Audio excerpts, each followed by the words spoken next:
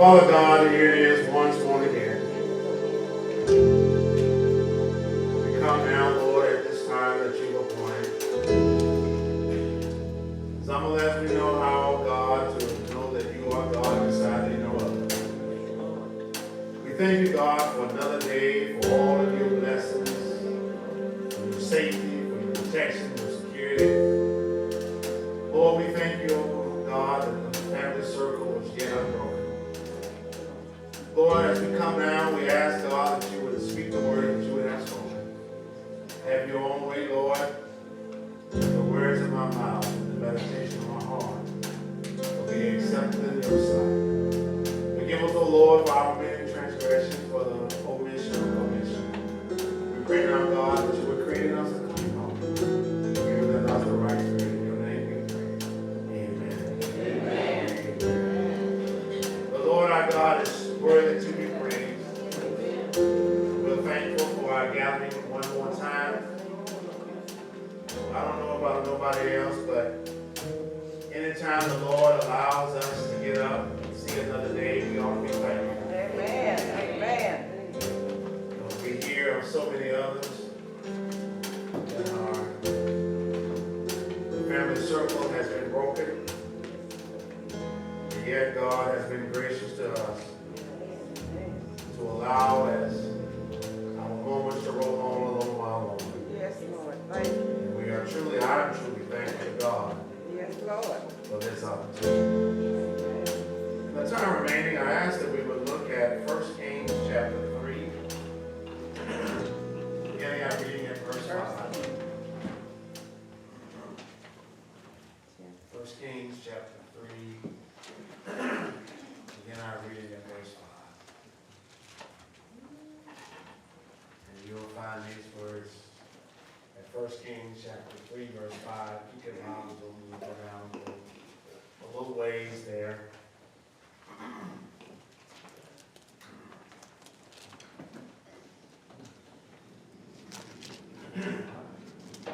First Kings 3 and 5.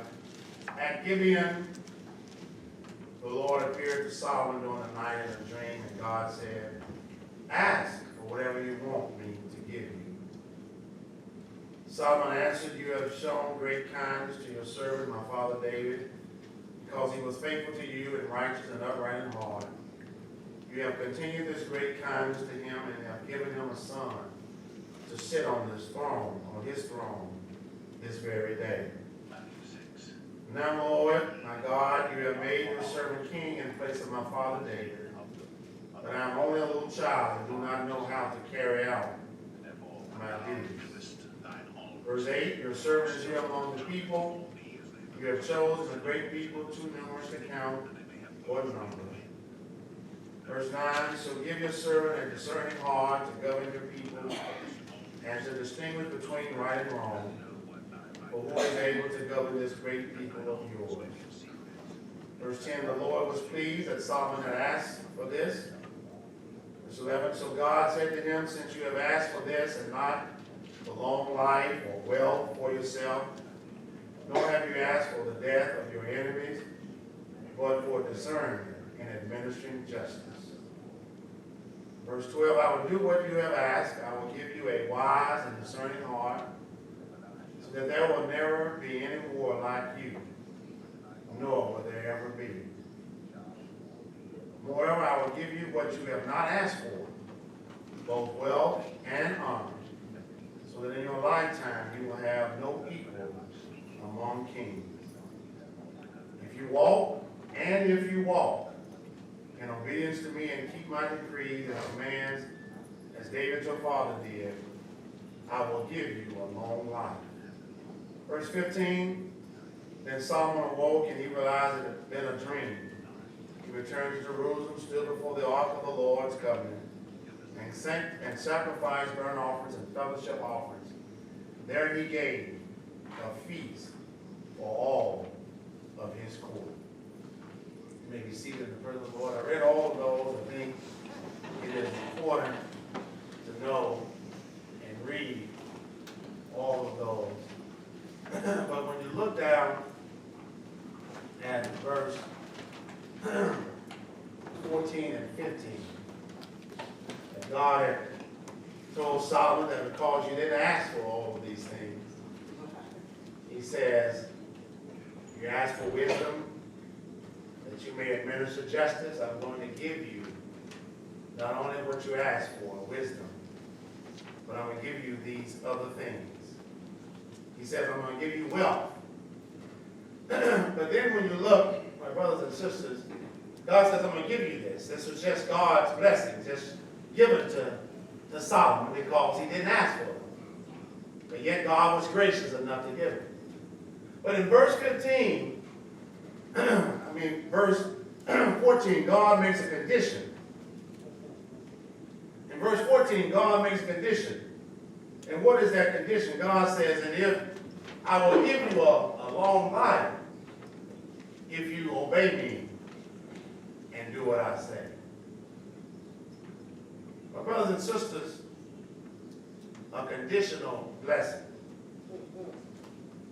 Solomon's dream was not a common one. You know how we all dream from time to time, every so often you may have dreams and things may come to you when you, and it's amazing to me how dreams, you don't turn on a dream switch. You don't turn off one. But sometimes dreams just happen when you're asleep and things will come to you and you will see things. Sometimes things that are good, and sometimes, sometimes we can have some bad dreams. And sometimes it starts early. I've seen kids wake up with bad dreams or crying and things like that. And so it carries on that sometimes you may have a bad dream. This Solomon dream was not like one of them kind of dreams, but this was a divine dream. Somebody say a divine dream. A divine dream. And I do believe, my brothers and sisters, that every now and then the people of God ought to have some divine dreams. We ought not to just have some common dreams sometimes, but some of them dreams that ain't worth telling nobody that you'll forget the next morning. But I'm telling you, that ought to be some dream that divine, that you can't forget because God has rested those upon your mind and in your spirit, and you know that it was God because only God can come to you in a way that he did to Solomon. His dream was not a common one. You see, we have all kinds of dreams. Some of them dreams are nightmares. And sometimes, Grandma used to say, when we was coming up as a kid, be careful what you watch before you go to sleep. Because sometimes the things, and that's why we ought to always, before we go to bed, we ought to have a good thing on our mind. Oh, I'm going to say that one more time. Before we go to sleep at night, because one thing, we don't ever know we're going to wake up the next morning, and we ought to have some divine thoughts on our mind before we go to bed and sleep at night. You ought to get some of that junk out of your mind before you go to sleep. Some of that hatred. Some of them bad things off our mind. You see, because what the mind consists of, thoughts will come to you in a dream. But Solomon's mind, this was not a common dream. It was a dream. It was nothing like any other dream. For this was a divine, a supernatural one, a dream of prophecy, a prophetic dream. It was a true one. You know how you dream of things sometimes that they don't come true? And and I must say this, that there are some people that just live in dreams. That's right. There are some people that always dream and always got, some people like that. They always got some good dreams, some good ideas. Things come to mind, but what? They don't put nothing into practice. It's just a dream. I feel a lot of folks that got a good mind and they dream up ideas and concepts, but never put them into practice. What good is that? To just have a dream and you don't ever do anything. I've seen people, I dream I'm going to school. Well, you don't ever go and apply. So guess what? Ain't nothing going to happen with that. You see, a lot of people got a lot of good dreams, but they don't put nothing into action. You see, while he was in his bodily powers, while they were locked up, while his body is still, His body is still, and I can't really get this thing. They did a sleep study on me because they said I stopped breathing in my sleep. And it's amazing to me how, the body, how it's just locked up when it's asleep. You have no control over your body. Those things, again, are locked up in sleep. But yet, while Solomon was asleep, though his body was locked up in sleep, the powers of his soul were strengthened. He was enabled to receive a divine vision, and he was able then to make a choice. Listen to this. Even while he was in his dream, notice this, he was still dreaming, but yet he made a choice in his dream. Now that's powerful right there. Listen to this. He's dreaming now. He said, at Gibeon, the Lord God appeared to him in a dream and said, whatever it is that you want, just ask. And you know what it is? He says, you've been good to my father David, that you allowed his son Solomon to sit on the throne. Lord, you've been good. And he says, I'm not going to ask for all of these other things, but I want some wisdom that I may know how to deal with your folks. God gives us, my brothers and sisters, more abundantly than what we may ask of him. Do I have any witnesses in here? Amen. That you may ask God for one thing. But ain't God so kind and gracious unto us that instead of just giving us that one thing, won't God give you 2 and 3 and 4 more other things on top of what you may ask of him? Because he is just that kind of God. For God wants us to only be happy and to be prosperous and to do things God in like manner. And all of that, you see, many people, when they talk about prosperity, they only want to talk about material prosperity. But do you not know that there are some more things in life besides material things? You see, we got this down about going to God. God, here's my Christmas list. Lord, here's my list of things that I want. And usually, 9 times out of 10, they are material in nature. God, I need this new job. God, I need this new money. I need these new shoes. Need these new clothes. Lord, I would like to have, Lord, a brand new house. I need, Lord, all of these things. I need this. I need that. Lord, I would like to have this. You know how the list goes on, material things, if we check them all off? Amen. But how many of you know that God already knows what we stand in need of? Amen. And that sometimes that we ought to have an humble sense of our own wants? I said sometimes we ought to have an humble sense of our own wants because we are good at asking God for things that we want. But rather, we ought to be thankful for the things sometimes that God has already blessed us with. But he said, and Solomon realized his own weakness. And my brothers and sisters, each of us need to realize that within ourselves there are some weaknesses that each of us have. You're not strong in all things. There's no way that you can be strong in all things. That's why God has left us here, that we need each other, because what? Where you may be strong, I may be weak, where somebody else is stronger. But God has left us here that you ought to know your own weakness. You can't do everything as much as you want to think that you're some superhero who can do all things, but you cannot. You see, the more wise and considerate we are, the better acquainted that we are with our own weakness. That we know that in ourselves that we can't do nothing except God be with us. Solomon knew this. He said, if I'm going to be successful, he realized that, Lord, I need you. I need your wisdom. And if I'm going to be successful in anything that we do, Because he said in all of our ways, we ought to do what? Acknowledge God, and he shall direct our path. Solomon had a choice. God didn't say only certain things about what you can ask me for. He said, whatever you want, ask me. And Solomon says, he asked God for wisdom. He didn't ask for riches. He didn't even ask, the scripture said, he did not even ask for a long life. So what did Dr. Martin Luther King say? He said, like anybody else, I would like to live a long life. But he said longevity has its place. He said he realized that one day we all got to come down to the end of life's journey. But what matters most, he said, all I want to do is to do God's will, because it doesn't matter how long you stay here. What matters if you live a pleasing life unto God. That's the thing that matters in here.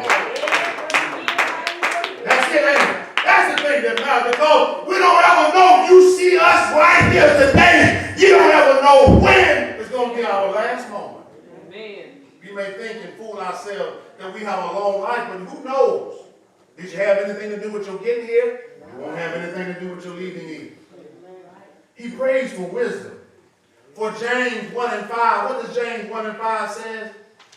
That we must pray for wisdom. You notice this, wisdom just don't come. You got to pray and ask God for it. He says, James 1 and 5 says, if any of you lack wisdom, let him ask God. You see, you got to know where to go to for wisdom, because see, there's man's wisdom.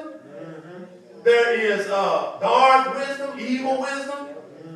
But we have to know what to ask God for, some godly wisdom, because there's enough of everything else that's going around. But we have to ask God, Lord, I need you to give me some wisdom.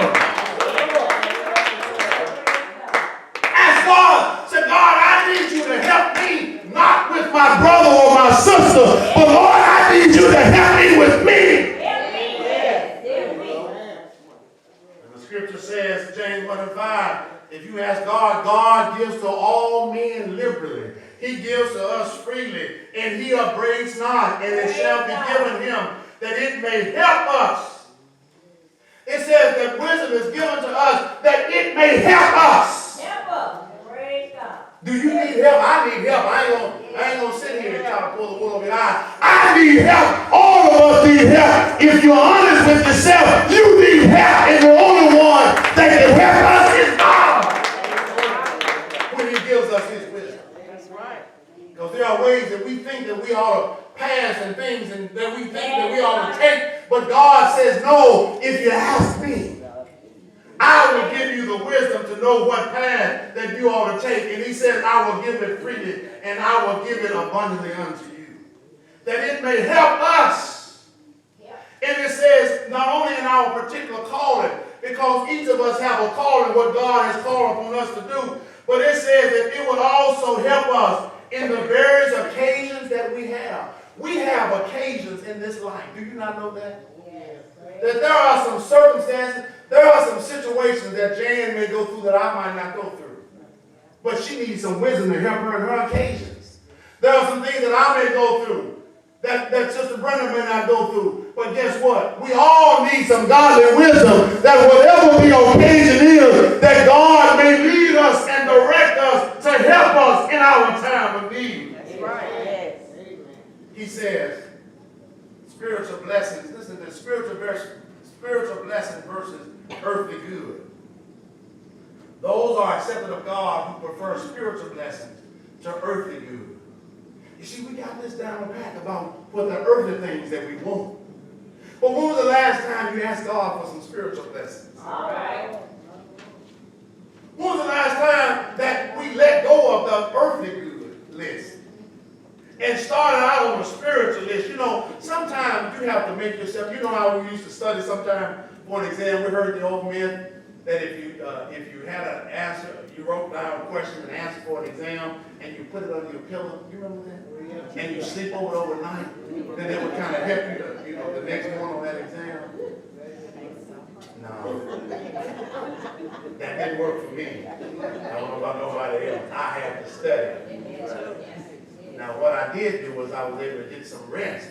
I studied up to a certain point, but I wasn't one of those that stayed up all night studying. Because what I did before I studied, I prayed. All right. After I got through studying, I prayed, and then I could lay on down and go to sleep. And I tell you that God will give you success if you just what? Pray. And you ask him. These spiritual blessings versus earthly good. He says that sometimes we ought not to ask for money. All right. Because how many of you know God has given us a degree of money that if we're really truly honest, can meet all of our needs. You need all the needs, that's right, Reverend. If you're honest, like see, this is what sometimes we're not honest because we say, God, all my needs are met, but I want some other things. And it's the other thing that get us in a time because God has already put food on the table. That's right, it's things that get us. That's right. The other things that we want, that God has already met all of our needs because did he not say that my God shall supply all of our needs? Then we can have so much and we still going to God, knocking at his door and asking him for more. We want money, we want cars, That's right. we want houses. You have a big car, you want a bigger one. You want a house, got a house, you want a bigger one. That's right. And it ain't but one person living there. You got a job, and then we want more jobs. We got help, and we want more of help. You know, if you can wake up the next morning, I don't care about how I may feel. I don't care about how I may feel. New things happen all the time. The other day I was walking, and the knee went to popping. I told Lisa this morning, I said, well, Lord, I thank you that when the knee was popping, I realized that I still had a knee. That knee was popping all along. I'm going around there, pop. But I didn't complain. And you know what? It ain't been popping here lately.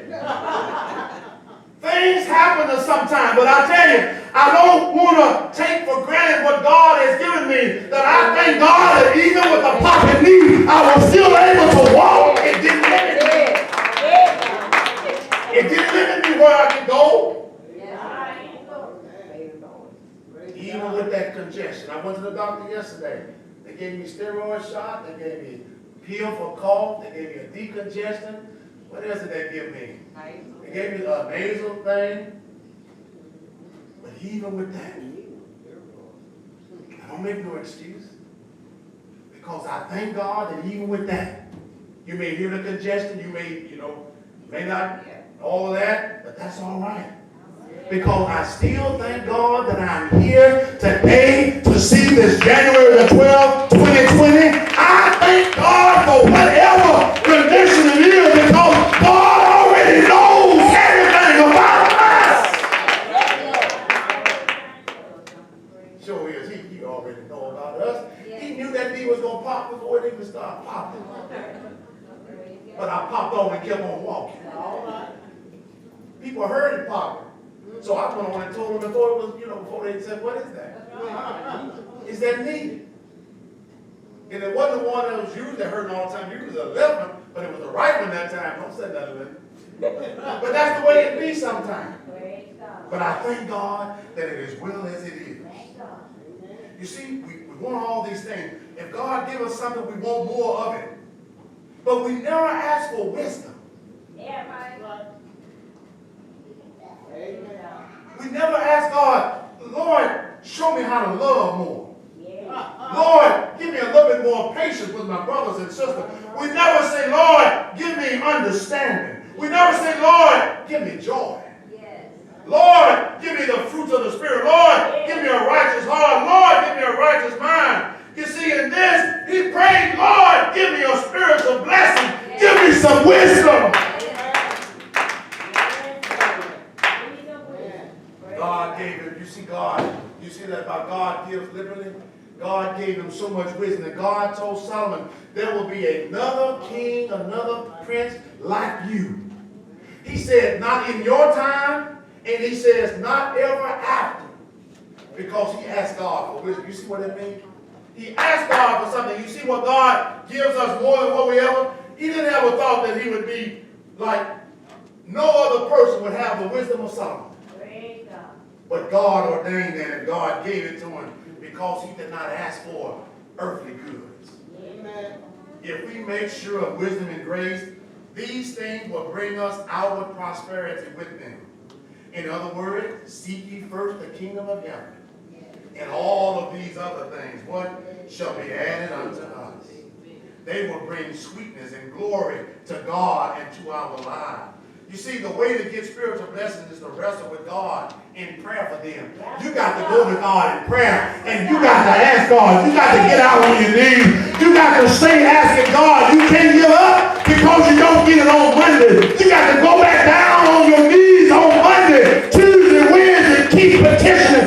Wrestle with God for that thing. Yeah. You want a spiritual blessing, you go wrestle with God. Yeah, wrestle with God. Don't wrestle with each other about it.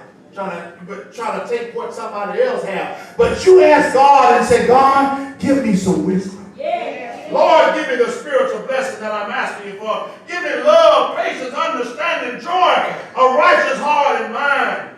Don't worry about all these other earthly goods. He didn't ask for it, but look at God. He didn't ask for a long life. He didn't ask for wealth, but God gave him wealth and health. Because he did not ask. Notice this. God told Solomon, he said, because you did not ask for it, Yeah. I'm going to give it to you. Yeah. Now, you can scratch your head and say, you asked for a spiritual thing. But God said, because your mind was spiritual, I'm going to give you some earthly things. Yeah.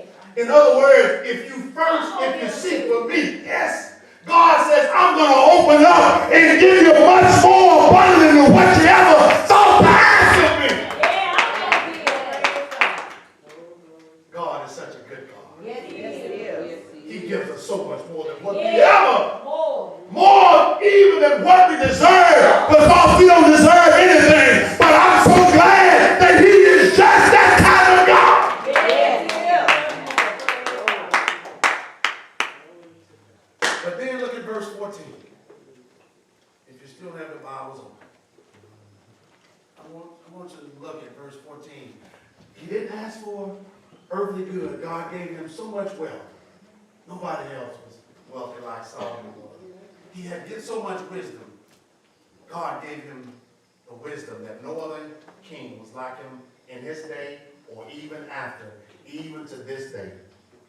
But then when we come down to verse 14, and this, sometimes in our reading the scripture, we ask God things, and I ask God about this particular scripture because it's like, Lord, you've been so kind to Solomon before. You gave him wisdom that nobody else was like him. nobody else like In this day and time, and even in to this present day, nobody ever liked as much wisdom as Solomon. You gave him so much wealth that he was wealth among measures. But then when it came to a long life, look at verse 14. God gave the other ones freely. But then God conditions the long life. Well, verse 14 says, and that coordinating conjunction that hooks up phrases. All these other things God said, I'm giving to you. But he says, now God is turning the table. And God says, and if you walk. got condition. That's it. That's it. He conditioned it now. Yeah. Yes, sir. You see, God was just giving him these things. Yeah. But now God is saying, now look at here, Solomon. If you walk, You got something to do. that's it. Praise God. And God said, I'm coming out of the abundance of my blessings and pouring them out unto you. But now, Solomon, it's on you now. You see, you got to do something now that if you want it, God said you can have it if you want it. Yeah, you want it. He said, I can give you a long life, but you got to walk in my ways and keep my statutes and my commandments. As your father David did walk. Then I will lengthen. God says it then. In other words, not until you do that. Not until you. Am I going to lengthen your days? Yeah. Now, you said, lengthen the days. The other promises of riches are absolute. God said, you got it. You don't have to do nothing. Yeah. You got that. You got wisdom. You got riches. But when it comes to a long life, you got to do something now. Yeah. He says, depending on your walk, Yeah, your your walk. conversation. He says, in this promise, only one point. Length of days is conditional. Yeah. We talked about promises this morning in Sunday school. I promise. God says, this, all of these promises I'm giving unto you. But this one is up on you. Yeah. Whether you, how long you live Up to you. is up to you. Your choice. It was not fulfilled, though. Listen to this.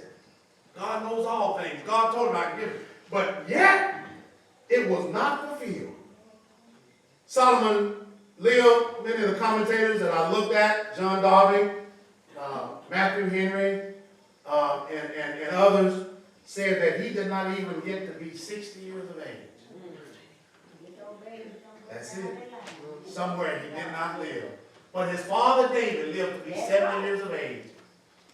And it says that he did not get an opportunity to live that long life because at that point he disobeyed. He reigned for 40 years. And hence because he failed to do what God had said. Some of them said that he died at the age of 52. But it wasn't clear what the exact age was, but some put it at 52. But the bottom line is that he began to reign at 12. Bottom line. And he did not do what God had said, and that was What conditional God said, blessing. that's right.